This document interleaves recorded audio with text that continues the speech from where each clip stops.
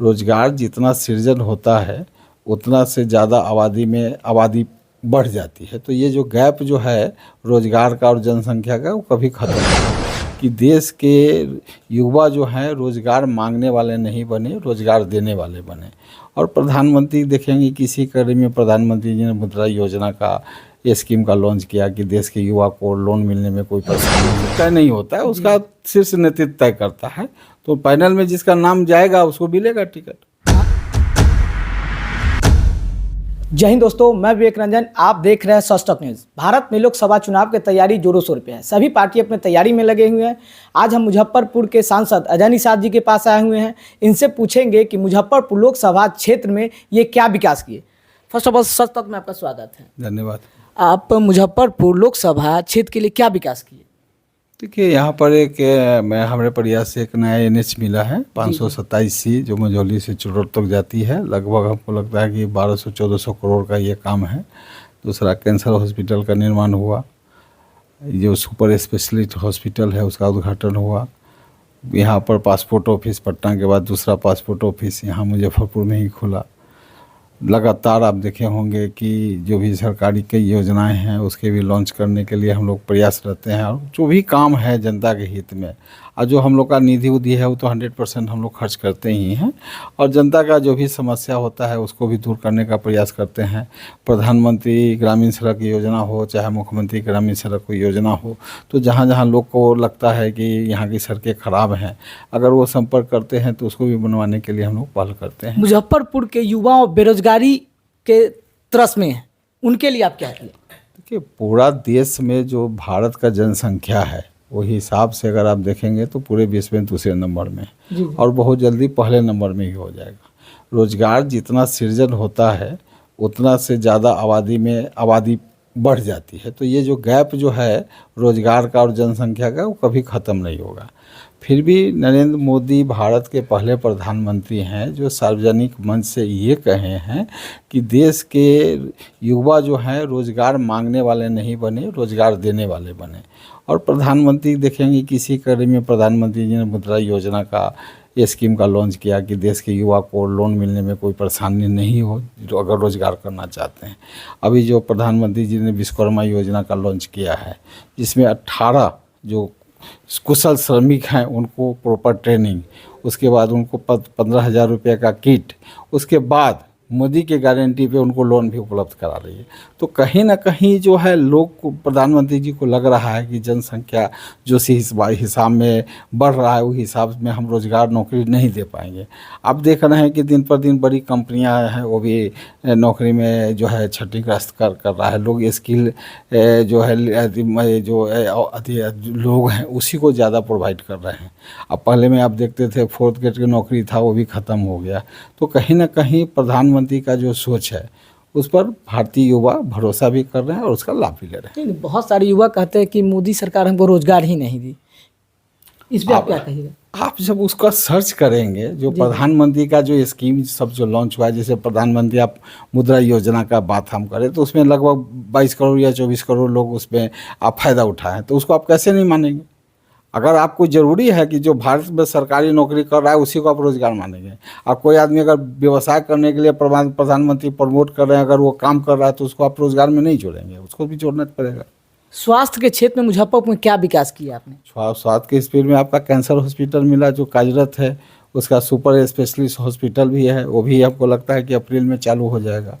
जो लोग पहले इलाज के लिए, जो कैंसर के इलाज के लिए जो मुंबई जाते थे, एम्स दिल्ली जाते थे, उनको बेहतर इलाज यहीं मिल रहा है। तो एम्स तो दरभंगा, मुजफ्फरपुर से दरभंगा चला गया भैया, तो हर चीज़ मुजफ्फरपुर में थोड़ी हो जाएगा। हर आदमी अपना कैंसर हॉस्पिटल दरभंगा नहीं ना गया, कैंसर हॉस्पिटल तो यहाँ बना। यहाँ से दरभंगा की दूरी भी कितना ज़्यादा है, दिल्ली से तो नज़दीक है ना। पहले तो लोग कहाँ जाते थे, वो तो प्रधानमंत्री का ही मतलब कुशल नेतृत्व है जो आपको 2 एम्स मिल गया। इसके पहले एम्स कहाँ था? 2014 के पहले लोग इलाज कराने कहाँ जाते थे? सब लोग दिल्ली जाते थे। अब तो ये है कि कम से कम बिहार के अंदर में इलाज हो रहा है। और रहा मुजफ्फरपुर के बाद, तो मुजफ्फरपुर में जो आने वाला समय है उसमें बहुत, जब आदमी को गंभीर बीमारी होगा तभी आपको मुजफ्फरपुर से बाहर जाने की ज़रूरत है, बाकी सब चीज़ का इलाज यहीं होगा। और प्रधानमंत्री का आयुष्मान कार्ड ले लीजिए, अभी जो 2 तारीख को योजना जो लॉन्च होने जा रहा है उसमें हर आदमी को 5-5 लाख रुपए का कार्ड मिलेगा। तो उसको जहाँ अच्छा इलाज मिल रहा है वहाँ इलाज कराए ना, उसमें दिक्कत कहाँ है। सबसे बड़ा जो प्रॉब्लम आता था वो रुपया का आता था, तो वो भी ख़त्म हो गया। अब आदमी का 5 लाख रुपया का मतलब समझ लीजिए कि उसको किडनी ट्रांसप्लांट छोड़ के बाकी हार्ट का ऑपरेशन हो, छोटा मोटा ऑपरेशन हो, सब उसमें आ जाएगा। जो बहुत ज़्यादा गंभीर मतलब कैंसर जैसे बीमारी को जो लोग पैसा के अभाव में उनका कैंसर बहुत ज़्यादा फैल जाता था, वो भी नहीं फैल पाएगा, क्योंकि पैसा आ गया, कार्ड आ गया, कहीं जाके तो आपका जो कैंसर का जो प्राथमिक उपचार है वो ले लेंगे तो उनका बीमारी आगे नहीं बढ़ेगा। पहले होता था आदमी को कैंसर हो गया, पैसा उनके पास नहीं, इलाज नहीं कराने के लिए तो हम लोग प्रधानमंत्री को यहाँ से लिखते थे, प्रधानमंत्री राहत कोष से पैसा आने में 2-2.5 महीना लग जाता था। तब तक तो उनका बीमारी उतना का बढ़ ही जाता था जितना उनको पैसा मिलता था। तो आयुष्मान कार्ड आने से तो ये फायदा हो गया ना। तेजस्वी यादव जन विश्वास यात्रा पर निकल रहे हैं, उन पे आपका क्या राय है? कि तेजस्वी यादव अब निकल रहे हैं, बहुत साल के बाद वो बाहर निकले हैं, जनाधार की उनको तलाश है, तो उनको जनाधार खोजने दीजिए। जनाधार उनको मिला कि नहीं मिला वो तो 2024 का जब लोकसभा का रिजल्ट है वो बताएगा। एक अखबार के सर्वे के अकॉर्डिंग आपका नाम पहले स्थान पे आ रहा है, लेकिन जातिवाद फैक्टर में बोल रहे हैं, निषाद समाज से ही आते हैं मुकेश सहनी, वो बोल रहे हैं कि हम भी चुनाव लड़ सकते हैं मुजफ्फरपुर से। अरे भाई लड़े ना, उनकी पार्टी तो पिछली बार में भी हमारे खिलाफ चुनाव लड़ी थी, 4,10,000 वोट से चुनाव आ रहे हैं। वो भी लड़ने आए तो उनका भी स्वागत है, कोई भी लड़ने आए सबका स्वागत है। चुनाव तो हमको कोई ऐसा थोड़ी है कि हमको क्या बोलते हैं ये सीधा घोषित कर देगा भैया, किसी न किसी से तो लड़ना ही है। कैसा लगता है कि मुजफ्फरपुर से आप ही को टिकट मिलना चाहिए? अब देखिए, भारतीय जनता पार्टी में कोई चीज़ तय नहीं होता है, उसका शीर्ष नेतृत्व तय करता है, तो पैनल में जिसका नाम जाएगा उसको मिलेगा टिकट। महागठबंधन से कांग्रेस के उम्मीदवार विजेंद्र चौधरी के देख रहे हैं। हाँ, उनकी भी चर्चा है, अभी तक तो कोई नाम क्लियर नहीं हुआ है, मैदान में मेरे अलावा कोई है भी नहीं। टक्कर किसी का नहीं है? कहाँ कोई, तो अभी तक तो दिख नहीं रहा है। अब तो 10 दिन में आचार संहिता लग जाएगा जी। न पार्टी का पता है, न उम्मीदवार का पता है, कौन लड़ेगा ये भी पता नहीं है। अगर पार्टी आपको टिकट देती है एनडीए, तो मुजफ्फरपुर के लिए आप 5 कार्ड ऐसा बताइए कि जो मुजफ्फरपुर के विकास के लिए आप कौन कौन सा कीजिएगा? देखिए, एक आपका जो आप देख रहे हैं ये बरौनी का जो रोड जो देख रहे हैं, सबसे पुराना एनएच था, ये 4 लेन में तब्दील नहीं हुआ, इसको तब्दील कराना है बरौनी से लेकर छपरा तक। उसके अलावा जो एक आपका पुल जो आप देख रहे हैं 527C में जो नहीं बना है उसका निर्माण कराना है।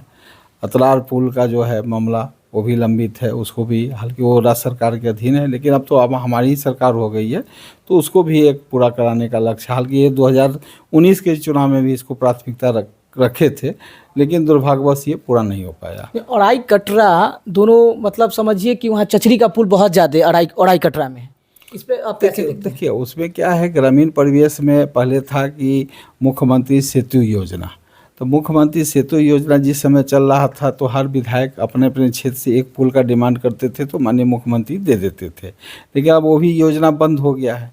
सरकार का एक ये भी योजना है कि जिस गांव में भी अगर 250-300 लोग रहते हैं तो उसको हम मुख्य सड़क से जोड़ेंगे। तो सरकार का जब ये प्रधानमंत्री जी का ये स्कीम जब लॉन्च होगा तो जितना पुलिया है ऑटोमेटिक वो जो मुख्य सड़क से जुड़ेगा तो उसमें सारे लोग बन जाएंगे सर। चलिए, ये हमारे साथ जुड़े हुए थे मुजफ्फरपुर से सांसद अजय निषाद जी। मेरा